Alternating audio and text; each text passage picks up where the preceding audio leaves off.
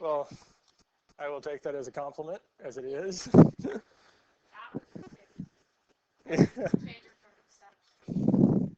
little bit of a change. I don't know. I feel like if I were to go to Earth last time, it'd be odd for me. You've gotten used to my teaching style.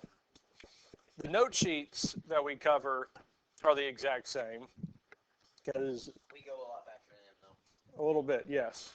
I also don't give you all as much time in class to work on the assignments as she does.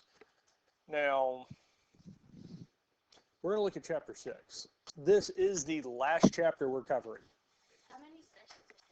It has several. I've had to readjust some of them. So in years past, what we're covering today, 6.1 and 6.2, I covered it as 2 sections, but just due to time constraints, we're going to cover them together. Really, from after re-looking at these, I'm going to start covering these together anyways, because there's not a whole lot to this. Chapter 6.3, which normally I'll cover in 2 days, I've condensed down to 1. So some of them I've condensed to simplify just due to time. But for the most part, this here, as long as we understand and kind of seen it, it works pretty well. And not too much, but also we lost 5 days due to snow the week we were out. Didn't have to do anything, so. Yeah. Also, so for Friday, I won't be here, but I will have, well, the video's already been posted, 6.5 properties of logarithms. I've done the video. I have it all set up for y'all. So you'll just watch it and kind of follow along. I do not. I will get to know by tomorrow. I will know for sure by tomorrow. If y'all have a sub, I'll have it all set up in here. If not, I will give you the note sheets tomorrow or give Miss Kara the note sheets so that y'all have them. So,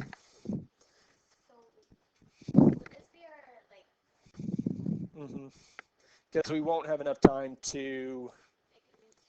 well, not so much make a new test, but review and then study or kind of go over everything we've covered this semester.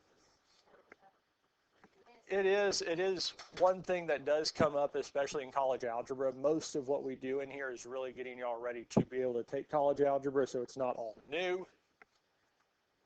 And this is one of the things that is definitely covered in college algebra. Now, exponential functions.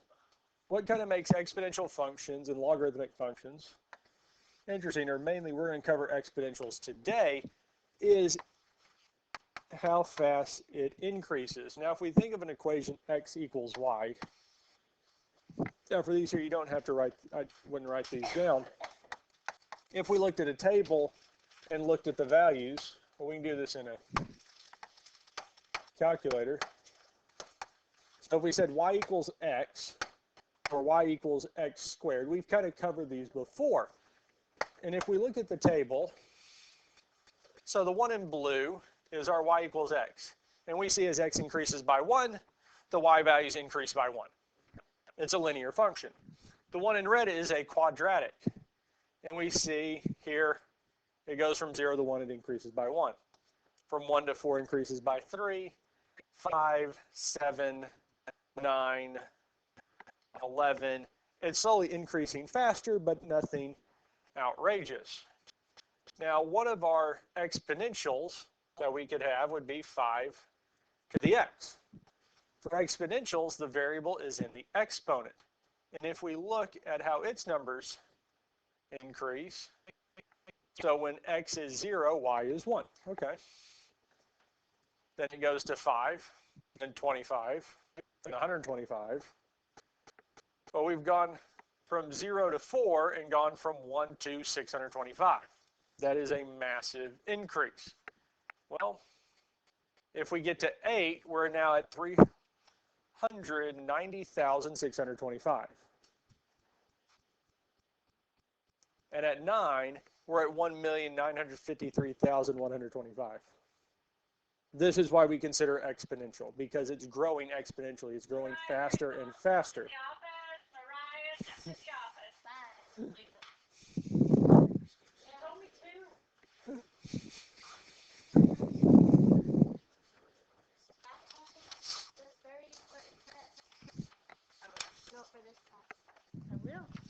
Thank you. You're welcome.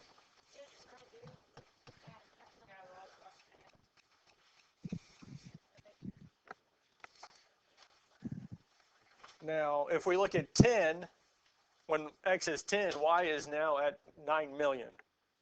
So it increases faster and faster as it goes along this here. And by the time we get to 20, we've got 1, 2, 3, 4, 5, 6, 7, 8, 9, 10, 11, 12, 13, 14 digits. 1,000, million, billion, so 95 trillion. We've gone 20 and we've reached the trillion. So that's why they call these exponential, because they're increasing exponentially. They're increasing exponentially. They're getting bigger and bigger faster than any of the functions we've covered so far. Now, the only way we could get, say, quadratics or polynomials to increase that fast is if we multiplied it by a number that is increasing that fast, or put it to an exponent that was decently big. Because otherwise it's hard to get there that quickly. Now, the first one we're looking at is exponential growth. Now, a function's considered exponential growth, so a function f of x equals b to the x, where b is greater than 1, is an exponential growth. Now, some things that are interesting with exponential growth is, one, just b to the x, a number to the x, will not cross the x-axis. It just won't do it. It won't equal 0. And I didn't go into detail with this in the first 2 hours, but if we think of b to the x, as we saw here, it gets bigger. Now, if b is to the 0, well, it is 1. And if we increase it from 0, well, the number is just going to get bigger and bigger. Now, if we said it was to a negative exponent, say negative 1, well, that's the same as 1 over b. Well, with any fraction, the only way that we can get it to be 0 is if the numerator is 0, yes? Well, even if I keep increasing the power, say negative 7, well, that's the same as 1 over b to the 7th. That's still not going to be 0. It's going to get smaller, but it's never going to be 0. So with just b to the x, there's no way for this to be 0. No way for it to cross the x-axis. Now, there is a way to do it.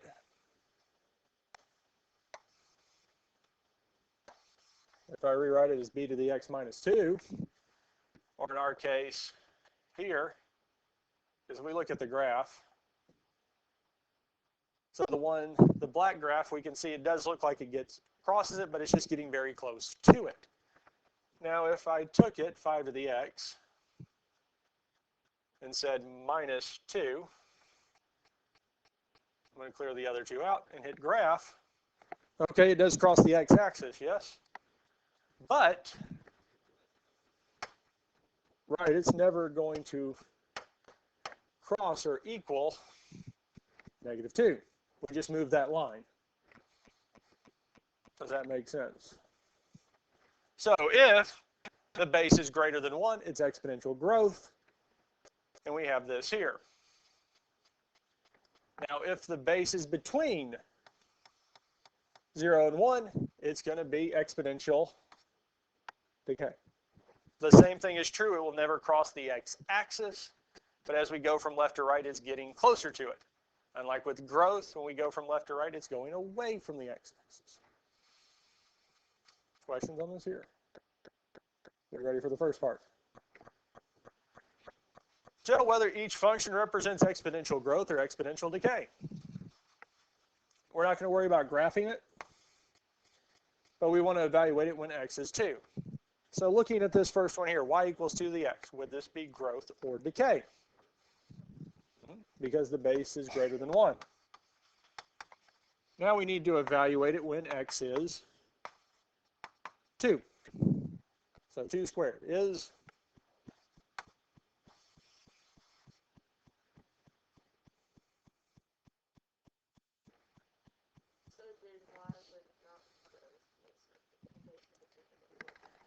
right, so b, our base is 1/2, so this would be decay, because the base is between 0 and 1.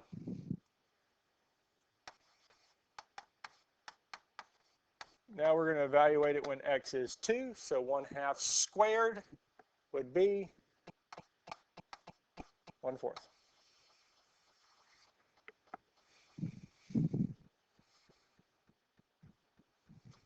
Any questions on A or B? Let's look at A.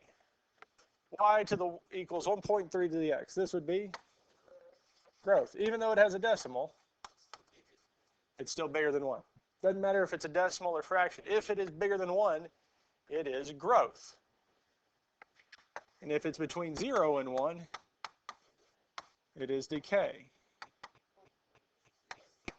1.69.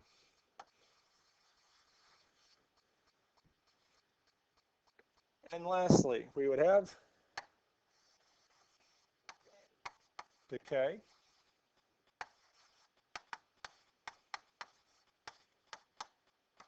Well, wouldn't have x. We would have 2, which would be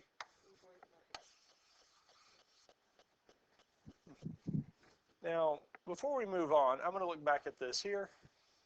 I'm going to clear this one out. Well, I also want to get rid of the -2. So we have 5 to the x. Now we also could say, parentheses, alpha y equals enter 1/5, parentheses, to the x. So we got an exponential growth and exponential decay. I picked those two because they're kind of an mirror image of each other, so we can get this here. Now, for all of these here, we talked about the base either being greater than 1, positive, or between 0 and 1, which is still positive. So my question for you is, what would -5 in parentheses to the x, what kind of graph do you think we would get? Decay? What do you think, decay or growth? Or something else? Graph. Did it show up? So let's look at the table, because there are values associated with it. Well, let's get smaller values. Now, when x is 0, they're all 1. Okay. But when x is 1, its value is -5. When x is 2, its value is +25. So its values are doing what? Jumping between negative and. For it to be a function, it has to be continuous, what we call a continuous function, which means it has a nice curve. But with it jumping from negative to positive values, we don't have that. So it's not necessarily a function. We can have it, but it's not going to be exponential growth or exponential decay because it has this fluctuating pattern to it. And that's why we don't ever consider the base to be negative, because it doesn't have this nice property to it. So it doesn't fit under growth or decay. Now we could have a negative out in front of it.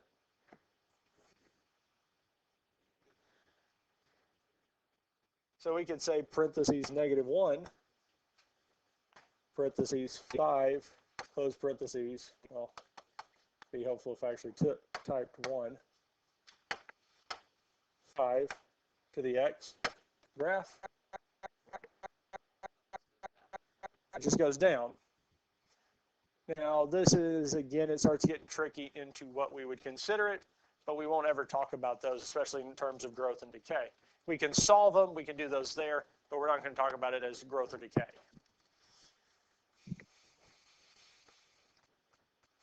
Now let's look at this next one here. So this one here, we just want to say growth or decay.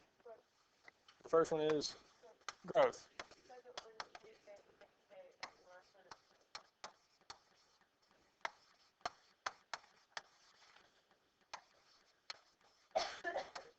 Because we call the first one growth because the base is greater than 1. Number 2, between 0, less than 1 but greater than 0, and 1 greater than 0, and lastly, greater than 1. Questions on any of those here? What if it was 1? So let's see. So let's clear this out. So we say 1 to the x. So what we've seen, growth increased as we went from left to right. decay decreased from left to right. This here, we graph it, it's a flat line because 1 to any power is, so is it growing or decaying? Well, the blue line is neither going up nor going down. So it's a linear function. It's a constant function. But it wouldn't show up. No, because even with growth or decay, B is less than 1 for decay. In growth, it is greater than 1. In neither case is it equal to 1, because it really doesn't do anything. It just stays as a flat line. It doesn't change anything. And that is it for 6.1. Now we're going to look at 6.2. Now, mathematics, we've had a lot of special kind of numbers. One of them's pi, and one of them is I. We do have others. We have phi is another number, but here we're looking at E. E is known as the natural base E, which can be represented by the expression 1 plus 1 over x to the x. Now, as we increase the values of x, we get closer to what E actually is, which is 2.71828182846. Now, it does seem like it repeats there, but it doesn't. It's a non-repeating, non-terminating decimal. And it is very useful in logarithms or solving some of these exponential functions. But E, in a lot of ways, we can treat as a variable, as we treat most variables, especially with powers and exponents. Because first thing we're going to look at is simplifying some of these. So if we said e to the third times e to the sixth, if we multiply like bases, we can add the exponents. So 3 plus 6 is 9. So this would be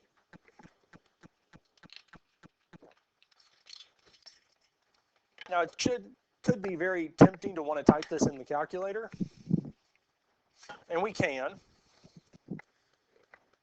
Either one, we can say second ln 3 times second ln 6, which gives us this here. Well, that's not what we have because we're not wanting to find its actual value. But I could say second e to the ninth. They're the same. So it's a way to check it, but we don't want 8,103 and the decimal. We add our exponents. Yes. Because when we multiply like bases, we add the exponents. Now for the next one, we're dividing. Yep, so 16 divided by 4 is 4. E to the fifth divided by e to the fourth, we subtract. E to the 1 or just e, either one works. Now with plugging it in, second e, if we hit enter, it'll tell us syntax error. Because even if it is e to the first, I still have to put it in as e to the first. It has to have an exponent. Because unlike variables where we can just type it in as x, we don't need an exponent. E, the calculator needs that exponent because it's assuming that it's going to be something other than 1 most likely. So it wants an exponent, even if it is 1. Questions on A or B before we look at C? Now, if we look at C, we're going to apply the square to both. We're squaring both terms. Now, the nice one out of these two is 3, because 3 squared is 9. Then we will have e. Now, because e has an exponent, exponents to a power, powers of powers, multiply. So negative 4x times 2 is negative. Now for these here, we want to make sure the exponent is positive. So we flip it, move it from the numerator to the denominator, move it from the top to the bottom.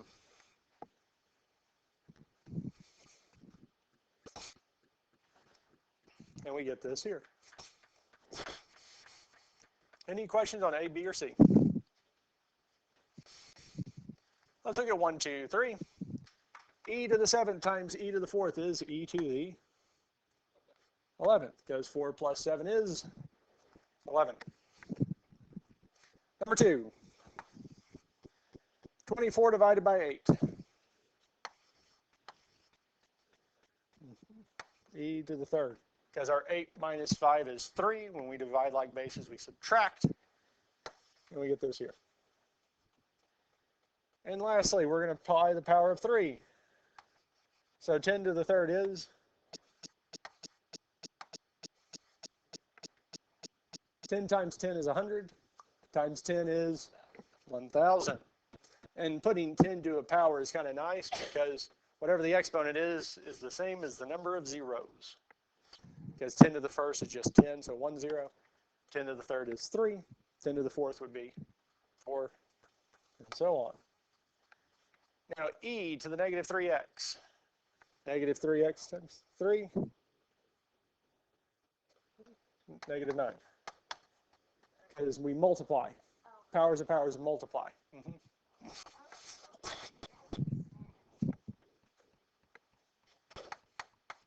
So we have 1,000 over e to the 9x. Powers of powers multiply.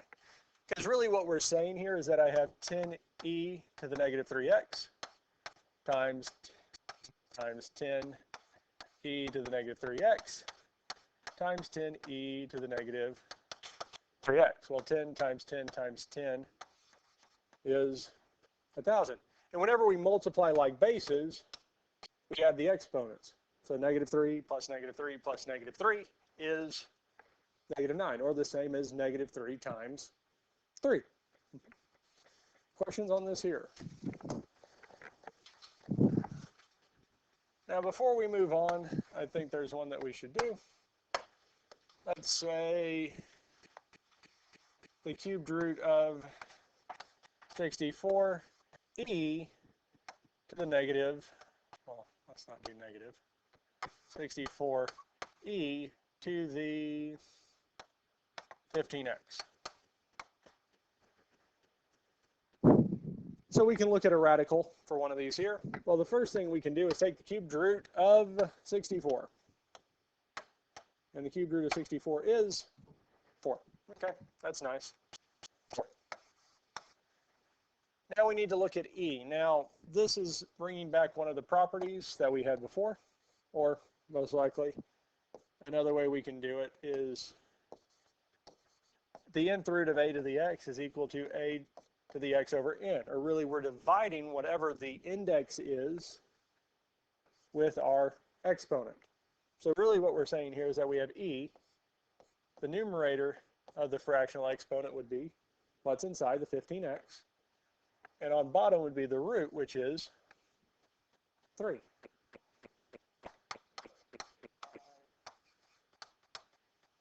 X. And it seems odd because we feel like, and when I look at these here, sometimes I feel like I need to apply the 3 to the x also. But it's just saying, however many groups of 15 we have, they're still going to be divisible by 3 because 15 is divisible by 3. Does that make sense? So we are applying to it by just doing the 15 over 3. Any questions on this one here? Okay. Exponential growth and exponential decay with e, where a, so if a, the number in front of e is positive, and the exponent is positive, then it is growth.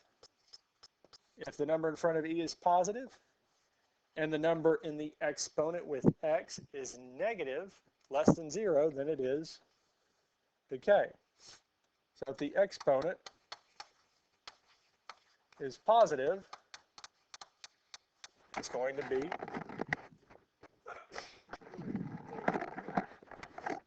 it'd be growth. Now for decay, if the exponent is negative, it is decay.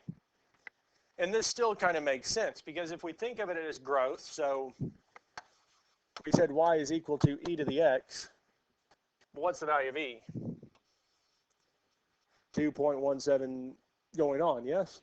Is that greater than 1? So the properties we learned at the start, here the base is still greater than 1, so it is growth. Now let's just say y is equal to e to the negative x. Well, a negative exponent, the way we can make it positive is if we move it to the denominator. Well, I'm going to do an intermediate step. I didn't do this in the first 2 hours or first other 2 sections because I can say this is the same as 1 to the x over e to the x because 1 to the x, as we saw already, is just 1. So this is the same as saying y is equal to 1 over e to the x. Well, e we know is 2.718 going on to the x. So is what's inside these parentheses here between 0 and 1? Yes. No matter what the power is, it's still between 0 and 1. So whenever that exponent's negative, it actually gives us a base that's between 0 and 1, so it is decay. It's still following the properties, but if we have e, we don't have to really worry about rewriting it like this here. I rewrote it this way here so we can see it, but we're mainly worried about the exponents. So if we look at this first one here, y equals 3e to the x, would this be exponential growth or decay? Growth, because the exponent is positive. It's not so much worried about the 3. The exponent will tell us if it's growth or decay. It is. B, e to the negative 0.5x. Decay. Because the exponent is negative. It's not so much the negative or the 0.5, it's the negative. Now let's look at 4. 1/2 e to the x would be growth, because the exponent is positive. It would be decay because the exponent is negative. And the last one would be growth because it is positive. Yes. Any questions on any of these here? And that's it.